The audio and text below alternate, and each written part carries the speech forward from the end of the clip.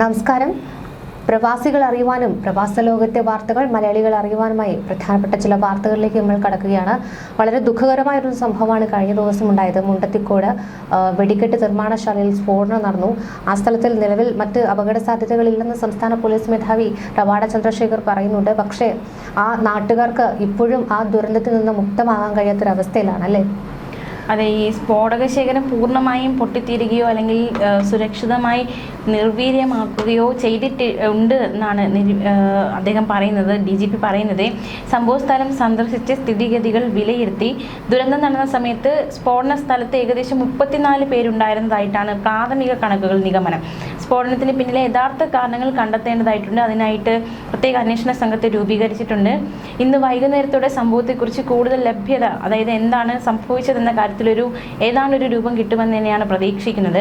കാരണം ഈ പ്രവാസികളാണെങ്കിലും ഈ തൃശ്ശൂർ പൂര പ്രേമികളൊക്കെ തന്നെ അവിടെയും ഉണ്ട്. അപ്പോൾ അവരെയൊക്കെ സംബന്ധിച്ചിടത്തോളം വളരെ വിഷകരമായ ഒരു വാർത്ത തന്നെയാണ് പുറത്തു വന്നത്. കാരണം ഒരുപാട് പേർ കേരളത്തിൽ തൃശ്ശൂർ പൂരം എന്ന് പറയുന്നത് ഒരു വികാരമാണ്. ആ വികാരത്തിലാണ് ഈ ഒരു നമ്മുടെ നെഞ്ചു തുളയ്ക്കുന്ന ഒരു വേദന ഇപ്പോൾ വന്നിറങ്ങിയിരിക്കുന്നത്. എന്തായാലും നിലവിൽ നടക്കുന്ന തിരച്ചിൽ നടപടികളൊക്കെ വീണ്ടും തുടരുമെന്നാണ് ഉദ്യോഗസ്ഥരൊക്കെ അറിയിക്കുന്നത് തന്നെ. മുണ്ടത്തിക്കോട് സ്ഫോടനത്തിന്റെ പശ്ചാത്തലത്തിൽ തൃശ്ശൂർ പൂരവുമായി ബന്ധപ്പെട്ട കാര്യങ്ങൾ നടക്കുമോ ഇല്ലയോ എന്നൊരു ചോദ്യം തന്നെയാണ്. അപ്പൊ അതുമായി ബന്ധപ്പെട്ടുള്ള ലളിതമായ ചടങ്ങുകളിൽ മാത്രമായി നിർത്താമെന്നുള്ള ഒരു ചർച്ചകളൊക്കെ തന്നെ പുരോഗമിക്കുന്നുണ്ട്. അപ്പോൾ അങ്ങനെ ആയിരിക്കുമോ? മിക്കവാറും അങ്ങനെ തന്നെ ആകാനായിരിക്കും ചാൻസ് കൂടുതലുള്ളത്. കാരണം ആ ദുഃഖമെന്ന് പറയുന്നത് ഒരു എന്താ പറയുക, ഒരു മലയാളികളുടെ എല്ലാവരുടെയും തന്നെ ഒരു ദുഃഖം മാത്രം തന്നെയാണ്. അപ്പോൾ ആ യോഗത്തിൽ പൂർവ്വമായി ബന്ധപ്പെട്ട തുടർ നടപടികളൊക്കെ എങ്ങനെയായിരിക്കും എന്നത് സംബന്ധിച്ചുള്ള തീരുമാനങ്ങളൊക്കെ തന്നെ കൈക്കൊള്ളും. അതിനുശേഷം അക്കാര്യം വിശദീകരിക്കുമെന്നൊക്കെയാണ് അദ്ദേഹം വാർത്താസമ്മേളനത്തിൽ അറിയിച്ചിരിക്കുന്നത്. ഈ രക്ഷാപ്രവർത്തനത്തിന്റെ ഭാഗമായി ചില മതിലുകൾ, ഒരുപാട് നാശനഷ്ടങ്ങൾ, ഇപ്പോൾ ആ സ്ഫോടനമുണ്ടായ സമയത്ത് നാശനഷ്ടങ്ങൾ എന്നതിലുപരി അത് ഒരു വശത്തിൽ നിൽക്കവേ തന്നെ അവിടേക്ക് എത്തുക എന്നത് വലിയൊരു വെല്ലുവിളിയായിരുന്നു. അപ്പോൾ അതിന് വേണ്ടിയിട്ട് പാടം നികത്തിയിട്ടുണ്ട്, ചില മതിലുകൾ പൊളിച്ചിട്ടുണ്ട്. ഈ ആംബുലൻസുകൾ അങ്ങോട്ട് എത്തിക്കാൻ വേണ്ടിയിട്ട് കണ്ടം നികത്തുന്ന സാഹചര്യമുണ്ടായി. അപ്പോൾ അങ്ങനെ നഷ്ടം വന്നവർക്കൊക്കെ അതിനുള്ള നഷ്ടപരിഹാരം നൽകുമെന്നും ഇന്ന് ചേർന്ന ക്യാബിനറ്റ് യോഗത്തിൽ തീരുമാനമായിരിക്കുകയാണ്. മാത്രമല്ല സംസ്ഥാന സർക്കാരിൻ്റെ വക ഈ തുക ധനസഹായവും ഇന്ന് പ്രഖ്യാപിച്ചിട്ടുണ്ട്, തീരുമാനമെടുത്തിട്ടുണ്ട്. മാത്രമല്ല ഈ എന്തെങ്കിലും ക്രമീകരണങ്ങൾ, അതായത് തുടർന്നും ഈ ഒരു സംഭവവുമായി ബന്ധപ്പെട്ട് തിരച്ചിൽ നടക്കുന്നുണ്ട്. ചികിത്സയിൽ കഴിയുന്നവർക്ക് വേണ്ടുന്ന രീതിയിലുള്ള ഒരു സംരക്ഷണം നൽകേണ്ടതായിട്ടുണ്ട്. അപ്പോൾ വേണ്ട നടപടികളൊക്കെ സർക്കാരിൻ്റെ ഭാഗത്തു നിന്ന് സ്വീകരിക്കുന്നുണ്ട്. ഈ ICUവിൽ കഴിയുന്ന ആളുകളിൽ പലരെയും രക്ഷപ്പെടുത്തുവാൻ കഴിയുമെന്ന പ്രതീക്ഷകളുണ്ട് എന്നാണ് മന്ത്രി പറഞ്ഞിട്ടുള്ളത്. അപ്പോൾ അതിനനുസരിച്ചുള്ള പ്ലാസ്റ്റിക് സർജന്മാർ, മറ്റു ഡോക്ടർമാർ തുടങ്ങിയ ടീമുകളൊക്കെ തന്നെ എത്തിച്ചേർന്നിട്ടുണ്ട്. 14 പേരാണ് തൃശ്ശൂർ മെഡിക്കൽ കോളേജിൽ എത്തിയിട്ടുള്ളത്. ഒരാൾ സ്വയം സ്വകാര്യ ആശുപത്രിയിലേക്ക് പോവുകയായിരുന്നു. ബാക്കിയുള്ള 13 പേര് മെഡിക്കൽ കോളേജ് ആശുപത്രിയിലാണുള്ളത്. 2-3 പേർക്ക് ചെറിയ പരിക്കാണുള്ളത്. അവർ ഒഴികെയുള്ള 10 പേരെയാണ് ICUവിൽ പ്രവേശിപ്പിച്ചിട്ടുള്ളത്. അതിൽ തന്നെ ചിലരെ ICUവിൽ നിന്ന് വാർഡുകളിലേക്ക് മാറ്റിയിട്ടുണ്ട്. പരിക്കേറ്റവരെ രക്ഷപ്പെടുത്തുവാനാണ് സർക്കാർ യുദ്ധകാലാടിസ്ഥാനത്തിൽ ശ്രദ്ധിക്കുന്നത്. ഇപ്പോൾ തൊഴിൽശാലയിൽ സൂക്ഷിക്കേണ്ടുന്ന രേഖകൾ കത്തിപ്പോയത് കൊണ്ട് തന്നെ അവിടെ എത്ര പേരുണ്ടായിരുന്നു എന്നൊരു കാര്യമൊക്കെ സ്ഥിരീകരിക്കപ്പെട്ടിട്ടൊന്നുമില്ല. ഇപ്പോഴും ഈ ബന്ധുക്കളടക്കം പലരെയും തിരയുന്നുണ്ട്. കാരണം അവരെവിടെയാണ് എന്ന് പോലും അറിയാത്തൊരവസ്ഥയാണ്. അപ്പോൾ കൂടാതെ കഴിഞ്ഞ ദിവസം 13 മരണമാണ് സ്ഥിരീകരിച്ചിട്ടുള്ളത്. അപ്പോൾ അതിൽ നിന്ന് 3 മൃതദേഹങ്ങൾ കൂടി വിട്ടുകൊടുത്തിട്ടുണ്ട്. 2 സൂക്ഷിച്ചിരിക്കുകയാണ്. ബാക്കിയുള്ള പോസ്റ്റ്മോർട്ടങ്ങളിലേക്ക് കടക്കുമെന്നും മന്ത്രി അറിയിച്ചിട്ടുണ്ട്. ഇനി നമുക്ക് തിരുവമ്പാടി പാറമേക്കാവും അവർ വിഷയത്തിൽ പ്രതികരിച്ചിട്ടുണ്ട്. തിരുവമ്പാടി ദേവസ്വം ഇത്തവണ വെടിക്കെട്ടിനില്ലെന്നും സർക്കാരും ജനങ്ങളും പറയുന്നത് അനുസരിക്കുമെന്നും തിരുവമ്പാടി ദേവസ്വം സെക്രട്ടറി K. ഗിരീഷ് കുമാർ അറിയിച്ചു. വളരെ പക്വമായൊരു തീരുമാനം അല്ലേ? ആഘോഷപൂർവ്വം നടത്താനുള്ള ഒരു സാഹചര്യമല്ല ഇപ്പോൾ ഉള്ളത്. മരിച്ചവരുടെയും പരിക്കേറ്റവരുടെയും കുടുംബാംഗങ്ങളെ ചേർത്ത് നിർത്താനുള്ള കാര്യത്തിലാണ് ഇപ്പോൾ ദേവസ്വം ശ്രദ്ധിക്കുന്നതെന്നും ഗിരീഷ് കുമാർ പറഞ്ഞു. തിരുവമ്പാടി ദേവസ്വത്തിലെ ആഘോഷ കമ്മിറ്റി ഭാരവാഹികളായ 5 പേരും അപകടത്തിൽപ്പെട്ടിട്ടുണ്ട്. ഏത് അന്വേഷണത്തെയും ദേവസ്വം സ്വാഗതം ചെയ്യുന്നുവെന്നും അദ്ദേഹം പറയുകയുണ്ടായി. മാത്രമല്ല ഈ മുണ്ടത്തിക്കോട് സതീശനാണ് ദേവസ്വം കരാർ നൽകിയിരുന്നത്. നിരോധിത വെടിമരുന്ന് ഒന്നും തന്നെ ഉപയോഗിച്ചിട്ടില്ല എന്നും ഗിരീഷ് കുമാർ വ്യക്തമാക്കി. സതീശൻ മറ്റു ഉത്സവങ്ങളുടെ പെരുന്നാളുകളുടെ ജോലികൾ കൂടി എടുത്തിരിക്കാമെന്ന ഒരു സംശയം കൂടിയും ഗിരീഷ് കുമാർ മുന്നോട്ട് വയ്ക്കുന്നുണ്ട്. മാത്രമല്ല പൂര നടത്തിപ്പ് സംബന്ധിച്ച് ജില്ലാ ഭരണകൂടവുമായി ആലോചിച്ച് തീരുമാനമെടുക്കുമെന്ന് പാറമേക്കാവ് ദേവസ്വം സെക്രട്ടറി G. സുരേഷ് പറഞ്ഞു. പൊതുജന വികാരവും ആചാരവും കണക്കിലെടുത്ത് ബാലൻസായ സമീപനം സ്വീകരിക്കും. ഇന്നലെ മുഴുവൻ തിരുവമ്പാടി ദേവസ്വം ബോർഡ് അധികൃതരുടെ കൂടെ ഉണ്ടായിരുന്നുവെന്നും പാറമേക്കാവ് അധികാരികൾ അറിയിച്ചു. പൂരം നടത്തിപ്പ് സംബന്ധിച്ച് യോഗം ചേർന്നിട്ടില്ല എന്നും ജി സുരേഷ് പറഞ്ഞു. വലിയ ദുഃഖമുണ്ട്, എല്ലാ തയ്യാറെടുപ്പും കഴിഞ്ഞതാണ്. ദേശക്കാരും നാട്ടുകാരും കേരളക്കാരും ഒക്കെ ദുഃഖത്തിലാണ്. വലിയൊരു ദുരന്തം. അപ്പോൾ സർക്കാർ എടുക്കുന്ന തീരുമാനത്തിന്റെ കൂടെ തന്നെ നിൽക്കും. നടക്കാൻ പാടില്ലാത്ത അപകടമാണ് നടന്നതെന്നും ജി സുരേഷ് പറഞ്ഞു. അപ്പോൾ എന്നാലും തൃശ്ശൂർ പൂരം സംബന്ധിച്ച് തൃശ്ശൂർ MP പ്രതികരിച്ചിട്ടുണ്ട്. ഈ പൂരം സംബന്ധിച്ചുള്ള കാര്യങ്ങൾ ചർച്ച ചെയ്ത് തീരുമാനിക്കുമെന്ന് സുരേഷ് ഗോപി MP പ്രതികരിച്ചു. 13 പേർ മരിച്ച അപകടത്തിൽ 7 പേരുടെ പൂർണ്ണ മൃതദേഹങ്ങൾ ലഭിച്ചതായാണ് ജില്ലാ കളക്ടർ ശിഖ സുരേന്ദ്രൻ വ്യക്തമാക്കിയിരിക്കുന്നത്. എന്തായാലും മരിച്ചവരുടെ മൃതദേഹമൊക്കെ കൈമാറിയിട്ടുണ്ട്. ഇനിയും കണ്ടെത്തേണ്ടതായിട്ടുണ്ട് ആളുകളെ. അപ്പോൾ വലിയൊരു ദുരന്തം, സംസ്ഥാനത്ത് ഒന്നടങ്കം നടുക്കിയിരിക്കുന്ന വലിയൊരു ദുരന്തമാണ്. പ്രവാസ ലോകത്തിനെ സംബന്ധിച്ചും നാട്ടിലുള്ളവരെ ഓർത്ത് അവർക്കും ഒരു വിഷമം ഉണ്ടാകും. ഇപ്പോൾ പ്രവാസ ലോകത്തിൽ നടുക്കിയാണ് ഈ ഒരു അപകടം ഉണ്ടായിരിക്കുന്നത്. ഇത് മാത്രമല്ല, കഴിഞ്ഞ കുറച്ച് ദിവസങ്ങളായിട്ട് ഒരു അപകടത്തിന്റെ പരമ്പര തന്നെ എന്ന് നമുക്ക് വേണമെങ്കിൽ പറയാം. ഇപ്പോൾ വാൽപ്പാറയിൽ തന്നെ 10 പേരുടെ ജീവനെടുത്ത വാഹനാപകടം ഉണ്ടായിട്ടുണ്ട്. അപ്പോൾ ആ വാഹനാപകടത്തിൽ ചെറിയ പരിക്കുകളോടെ രക്ഷപ്പെട്ട മസ്ലിൻ എന്ന 10 വയസ്സുകാരി ആശുപത്രി വിട്ടിരിക്കുകയാണ്. സന്തോഷകരമായൊരു വാർത്തയാണെങ്കിൽ പോലും അതിലൊരു ദുഃഖം കലർന്നൊരു വിഷയം കൂടെ ഉണ്ട്. കാരണം ആ കുട്ടിയുടെ ഉമ്മ ജീവനോടെ ഇല്ല. അപ്പോൾ അതൊന്നും അറിയാതെയാണ് ആശുപത്രി വിട്ടിരിക്കുന്നത്. അപ്പോൾ വയറ്റിൽ ആന്തരിക രക്തസ്രാവം ഉണ്ടായിരുന്ന മസ്ലിൻ 4 ദിവസമായിട്ട് പെരിന്തൽമണ്ണ മൗലാന ആശുപത്രിയിലെ സർജിക്കൽ ICUവിലാണ് ചികിത്സയിലായിരുന്നു. മസ്ലിൻ പൂർണ്ണമായിട്ടും സുഖം പ്രാപിച്ചതായിട്ടാണ് ഡോക്ടർ പറഞ്ഞത്.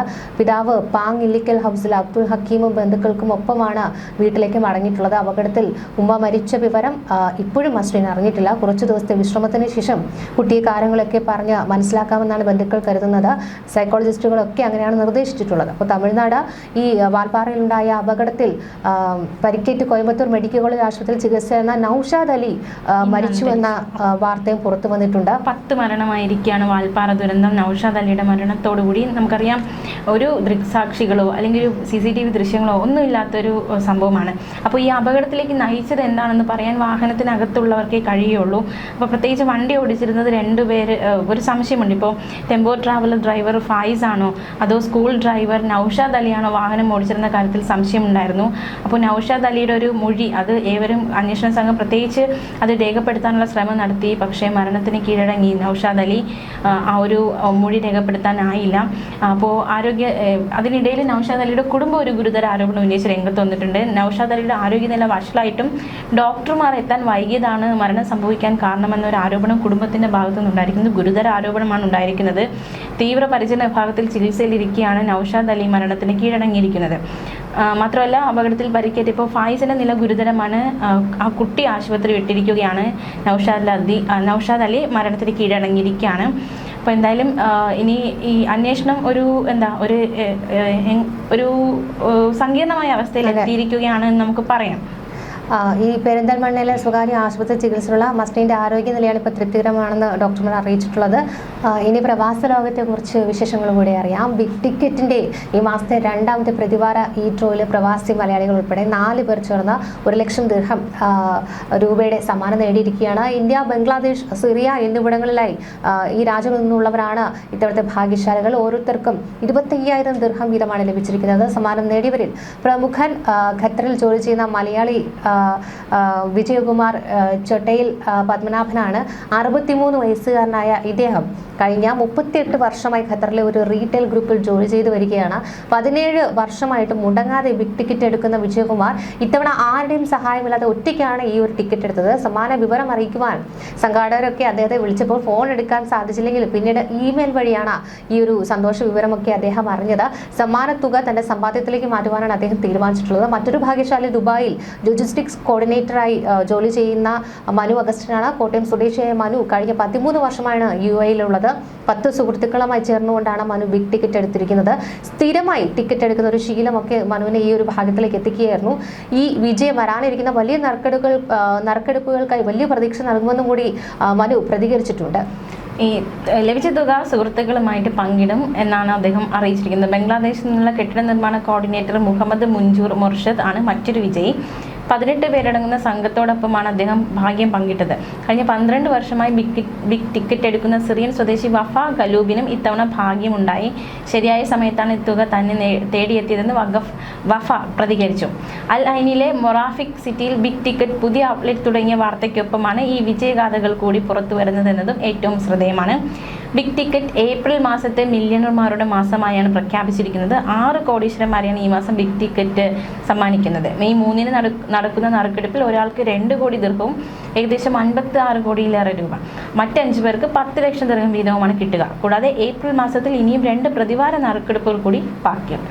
ഇനി മറ്റൊന്ന്, ഹോർമൂസ് കടലിടുക്ക് കടക്കുവാൻ ശ്രമിച്ച കണ്ടെയ്നർ കപ്പലിന് നേരെ ഇറാന്റെ ആക്രമണം നടന്നിരിക്കുകയാണ്. ഇന്ന് രാവിലെ 7:55ഓടെയാണ് കപ്പലിന് നേരെ ഇറാന്റെ റവല്യൂഷണറി ഗാർഡ് കോർപ്സ് വെടിയുതിർത്തതെന്നാണ് United Kingdom maritime trade operations അറിയിച്ചിരിക്കുന്നത്. സുരക്ഷിതരാണ് ഇവരൊക്കെ, അതായത് ജീവനക്കാർ സുരക്ഷിതരാണ്. ഹോർമൂസ് കടലിടുക്കിലൂടെ കടന്നു പോകുന്ന മറ്റു കപ്പലുകൾ ജാഗ്രത പാലിക്കണമെന്ന് UKMTO നിർദ്ദേശം നൽകിയിട്ടുണ്ട്. US നാവികസേന പിടിച്ചെടുത്ത ഇറാന്റെ ടൗസ്ക ചരക്ക് കപ്പലിൽ സൈനിക ആവശ്യത്തിന് ഉപയോഗിക്കാവുന്ന വ്യവസായ സാമഗ്രികൾ ഉണ്ടാകാമെന്നാണ് report. Islamic Republic of Iran shipping licence ഉടമസ്ഥതയിലുള്ള കപ്പലിലെ ജീവനക്കാരും US സേനയുടെ കസ്റ്റഡിയിലാണ്. ബാലിസ്റ്റിക് മിസൈൽ നിർമ്മാണത്തിലുള്ള സാമഗ്രികൾ ഇറക്കുമതി ചെയ്തെന്ന് ആരോപിച്ച് IRSLനെതിരെ US 2019 ഉപരോധം ഏർപ്പെടുത്തിയിട്ടുണ്ട്. അപ്പോൾ ഇറാൻ സേനാ വിഭാഗമായ റവല്യൂഷണറി ഗാർഡിന്റെ നിയന്ത്രണത്തിലാണ് ഈ IRSL. സൈനിക ആവശ്യത്തിനും ഉപയോഗിക്കാവുന്ന വസ്തുക്കൾ ഇതേ കപ്പൽ നേരത്തെ എത്തിച്ചിരുന്നു എന്നാണ് സുരക്ഷാ കേന്ദ്രങ്ങളെ ഉദ്ധരിച്ച് റോയിട്ടേഴ്സ് റിപ്പോർട്ട് ചെയ്യുന്നത്. പക്ഷേ ഈ ചൈനയിൽ നിന്ന് തിരിച്ചെത്തിയ വാണിജ്യ ചരക്ക് കപ്പലാണ് US പിടിച്ചെടുത്തതെന്നും കപ്പൽ ഉടൻ വിട്ടുകൊടുക്കണമെന്നും ഇറാനും ആവശ്യപ്പെട്ടു. US മറീനുകൾ വെടിയുതിർത്തപ്പോൾ തിരിച്ചടിക്കാതിരുന്നത് കപ്പലിൽ നാവികരുടെ കുടുംബാംഗങ്ങൾ ഉണ്ടായിരുന്നതുകൊണ്ടാണെന്നും ഇറാൻ സേന വിശദീകരിച്ചിരിക്കുകയാണ്. സൗദി അറേബ്യയിലെ സ്വകാര്യ മേഖലയിൽ സെയിൽസ് മാർക്കറ്റിംഗ് തസ്തികകളിൽ സ്വദേശിവൽക്കരണം 60% ഉയർത്തി. ഞായറാഴ്ച മുതൽ ഈ ഒരു തീരുമാനം പ്രാബല്യത്തിൽ വന്നിരിക്കുകയാണ്. മാനുഷിക വിഭവശേഷി സാമൂഹിക വികസന മന്ത്രാലയം പ്രഖ്യാപിച്ച ഈ പുതിയ പരിഷ്കാരങ്ങൾ രാജ്യത്തെ പൗരന്മാർക്ക് കൂടുതൽ തൊഴിലവസരങ്ങൾ ഉറപ്പാക്കുന്നതിന് വേണ്ടിയാണ്. മാർക്കറ്റിംഗ് സെയിൽസ് മേഖലകളിൽ ഇനി മുതൽ 60% സ്വദേശി ജീവനക്കാരായിരിക്കണം. 3 അതിലധികമോ ജീവനക്കാരുള്ള സ്ഥാപനങ്ങൾക്കാണ് നിയമം ബാധകമാകുന്നത്. തസ്തികകളിൽ സ്വദേശി ജീവനക്കാരെ നിതാഖാത്ത് പരിധിയിൽ ഉൾപ്പെടുത്തണമെങ്കിൽ അവർക്ക് കുറഞ്ഞത് 5500 സൗദി റിയാൽ ശമ്പളം നൽകണമെന്നും മന്ത്രാലയം വ്യക്തമാക്കി. തസ്തികകൾ ഏതൊക്കെയാണെന്ന് നോക്കാം. മാർക്കറ്റിംഗ് വിഭാഗത്തിൽ marketing manager, advertising agent, graphic designer, public relations specialist, photographer തുടങ്ങി 10 തസ്തികകളുണ്ട്. സെയിൽസ് വിഭാഗത്തിൽ സെയിൽസ് മാനേജർ, റീറ്റെയിൽ സെയിൽസ് പ്രതിനിധി, ഹോൾസെയിൽ സെയിൽസ് പ്രതിനിധി, IT and communication device sales specialist, commercial specialist, commodity broker എന്നിവയുൾപ്പെടെയുള്ള തസ്തികകളാണ് ഉള്ളത്. എന്തായാലും ഇനി കൂടുതൽ വിശേഷങ്ങളുമായി നാളെ കാണാം.